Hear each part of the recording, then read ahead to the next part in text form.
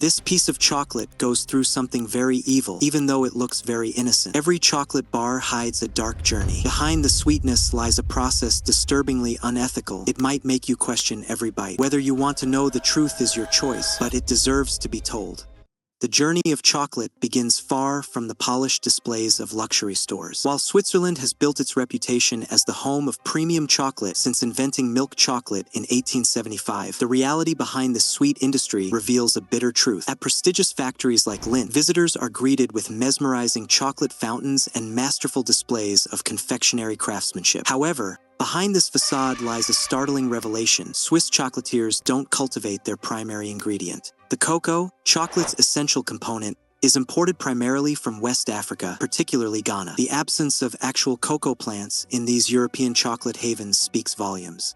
Despite their reputation for chocolate excellence, these companies rely entirely on imported raw materials. Their museums display only pictures and models of cocoa fruits, highlighting a significant disconnect between production and sourcing. The true beginning of chocolate occurs thousands of miles away from these pristine factories. The cocoa fruit, with its distinctive elongated shape and vibrant colors ranging from green to deep red, grows on trees under specific climate conditions. When opened, the fruit reveals a gelatinous, white pulp surrounding purple seeds, the precious cocoa beans. These beans bear little resemblance to the final product, carrying an intensely bitter taste that would surprise most chocolate consumers. The transformation process is extensive. After harvesting, cocoa beans undergo fermentation, dramatically altering their chemical composition and developing the complex flavors associated with chocolate. The fermented beans are then dried, roasted, and ground into cocoa nibs. Further processing creates chocolate liquor, which can be separated under high pressure to extract cocoa butter. These components, combined with sugar and milk in varying proportions, create the range of chocolates found on store shelves, from bitter dark varieties to sweet milk chocolate and creamy white chocolate, which contains no cocoa liquor at all, only cocoa butter. The manufacturing process itself is a marvel of precision engineering. In modern factories, liquid chocolate fills molds that are shaken to remove air bubbles. For filled chocolates, a shell layer is cooled before adding fillings like caramel or ganache. The products then move through cooling tunnels to solidify before packaging. While the factory process appears clean and precise, the reality behind how cocoa reaches these facilities is far from it.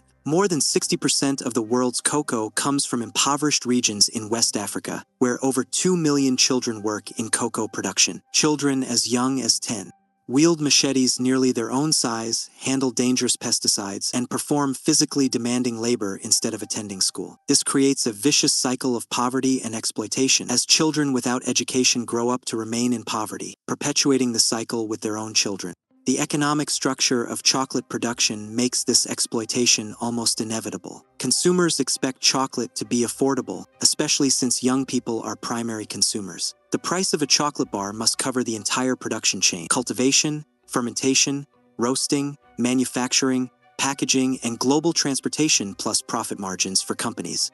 Only a minuscule percentage of the final retail price reaches the farmers growing cocoa. If farmers received more money, the retail price would increase, potentially reducing demand. Reduced demand would force companies to raise prices further to maintain profits, creating a downward spiral that ultimately harms farmers most. Non-profit interventions that provide financial support to individual farmers create only temporary solutions for a small percentage of producers without addressing the systemic problem. The supply chain itself compounds the issue. Multiple intermediaries stand between farmers and chocolate manufacturers, each taking a cut and further reducing farmers' earnings. This extended chain of middlemen dilutes the economic benefit that should reach those who grow and harvest the cocoa. Corporate secrecy further complicates matters. Major chocolate companies have repeatedly fought against transparency regulations that would reveal their supply chains. Despite public commitments to ethical sourcing, independent investigations frequently uncover child labor in the supply chains of major brands. The industry has missed multiple self-imposed deadlines to eliminate these practices. Beyond human exploitation, chocolate production drives environmental devastation. Vast tracts of rainforest in West Africa have been cleared for cocoa plantations, destroying biodiversity hotspots and contributing to climate change. The intensive monoculture farming methods employed deplete soil and require increasing amounts of chemical fertilizers and pesticides, many of which are banned in developed nations but remain in use across cocoa growing neighboring regions. A potential solution would require chocolate manufacturers to establish their own farms, employing adult farmers directly and ensuring ethical practices. This vertical integration would eliminate exploitative middlemen and give companies direct control over production conditions. While this approach would increase costs, it represents perhaps the only path to truly ethical chocolate. Some companies have indeed made efforts to combat child labor and environmental damage. However, these initiatives often reach only a fraction of their supply chains. True industry-wide transformation requires systemic change, including fair pricing structures,